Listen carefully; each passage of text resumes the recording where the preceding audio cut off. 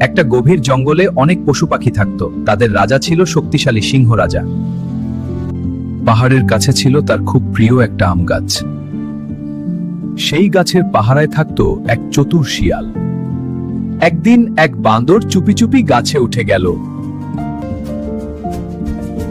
আর কয়েকটা আম চুরি করে পালিয়ে গেল। মহারাজ, আপনার আম গাছ থেকে এক বাঁদর আম চুরি করেছে।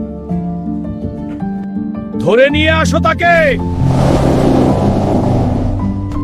কিন্তু ওই আমগুলোর ভেতরে ভূত আছে, সে শুধু আমার সঙ্গে কথা বলে। সিংহরাজা একটু ভেবে দেখলেন। ঠিক আছে, তুমি নিয়েই যাও আমগুলো। এইভাবে বাঁদর তার বুদ্ধিতে আম পেল আর নিজের জীবনও বাঁচালো। ভিডিওটা ভালো লাগলে লাইক করো, কমেন্ট করো আর সাবস্ক্রাইব করতে ভুলবে না।